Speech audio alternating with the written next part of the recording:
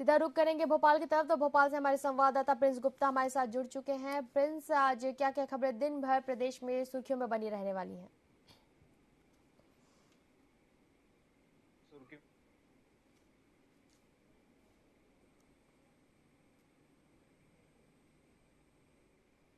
मामला ऐसा सामने आया है।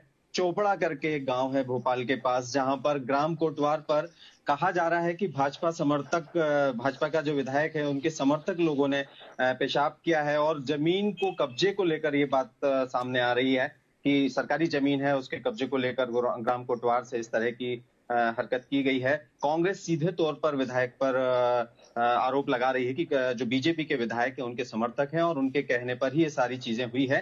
तो ये मामला अभी बड़ा तूल पकड़ रहा है और कहीं ना कहीं इसको सीधी पेशाब कांड के बाद देखा जा रहा है कि इस तरह की घटनाएं अमूमन मध्य प्रदेश में होती दिख रही है और चुनावी समय है। तो चुनावी समय में इस तरह की घटनाओं का होना कहीं ना कहीं किसी भी पार्टी के लिए खतरा हो सकता है या कहें कि कहीं ना कहीं एक नेगेटिव पॉइंट हो सकता है। अगली खबर की तरफ मैं बात करूं तो मुख्यमंत्री की बात कर लेते हैं। मुख्यमंत्री आज रायसेन जाएंगे और वहां कुछ स्थानीय कार्यक्रमों में भाग लेंगे, कुछ भूमि पूजन और लोकार्पण करेंगे और उसके बाद वो विदिशा यानी कि बीना जाएंगे।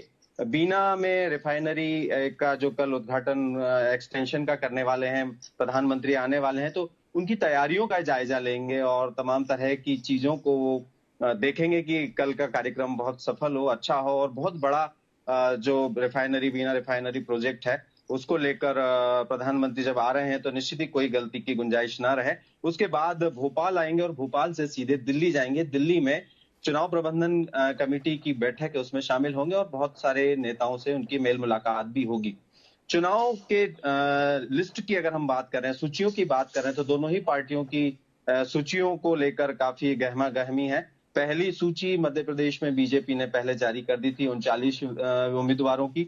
अब जो दूसरी सूची है उस पर काफी मंथन चल रहा है और निरंतर बैठकें हो रही है। उम्मीदवारों के सर्वे के आधार पर, तमाम फीडबैक्स के आधार पर तैयारियां दूसरी सूची को लाने की बीजेपी कर रही है और निश्चित ही आला कमान से भी इसकी मेल मुलाकातों के बीच में काफी चर्चा रही है कि दिल्ली जाकर भी यहाँ के स्थानीय नेता मिल रहे हैं, मुख्यमंत्री मिल रहे हैं और चुनाव प्रबंधन समिति के तमाम सदस्य भी जाकर मिल रहे हैं। तो निश्चित ही 50 के लगभग उम्मीदवारों की सूची दूसरी बीजेपी की आ सकती है। तो वहीं कांग्रेस की बात करें तो कांग्रेस भी अपनी पहली सूची लाने में काफी जद्दोजहद कर रही है और लगभग 100 उम्मीदवारों की जो है सूची पर बात की जा रही है कि 100 उम्मीदवारों की सूची पहले चरण में वो ले आएंगे, लेकिन फिर भी 60 उम्मीदवार ऐसे तय कर लिए गए हैं सूत्रों के हवाले से माने, जिनका नाम कभी भी आजकल में घोषित किया जा सकता है। आलाकमान के साथ बैठकें हो गई, स्क्रीनिंग कमेटी की बैठकें हो गई, दिल्ली में बैठकें चल रही है, आज भी चल रही है। हो सकता है कि आज और कल में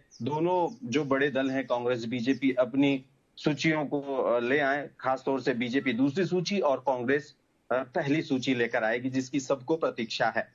और उसके अलावा भी बहुत सारे राजनीतिक घटनाक्रम चल रहे हैं। जन आशीर्वाद यात्राएं चल रही है मध्य प्रदेश में बीजेपी की, तो तमाम बड़े नेता उसमें शामिल हो रहे हैं और लोगों से आशीर्वाद ले रहे हैं कि इस बार फिर भाजपा की सरकार बनाई जाए और प्रचंड बहुमतों से उन्हें जिताया जाए। इस पूरी कवायद में लगे हैं और उसी तैयारी में कांग्रेस भी दूसरी ओर लगी हुई है कि उनकी जो जन आक्रोश यात्रा शुरू होने वाली है उसको बड़े पैमाने पर लोगों तक पहुंचाया जाए और सरकार की विफलताओं को उसके जरिए बताया जाए।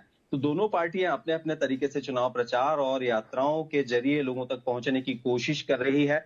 उसके साथ ही जो बड़े सेलिब्रिटी हैं, बड़े नेता हैं, वो भी अब इन यात्राओं में कूद पड़े हैं और जहां जहां भी यात्राएं जा रही हैं उन यात्राओं के जरिए वो तमाम लोगों से बातचीत करेंगे, भाषण देंगे और भी बहुत कुछ चीजें हैं जो स्थानीय स्तर पर साधने की हो रही है वोटर्स को। बात प्रधानमंत्री की करें तो कल प्रधानमंत्री आने वाले हैं 14 तारीख को और बड़ा आयोजन है और उस आयोजन को निश्चित तौर पर बीजेपी पूरे तरह से अमली जामा पहनाने में लगी हुई है।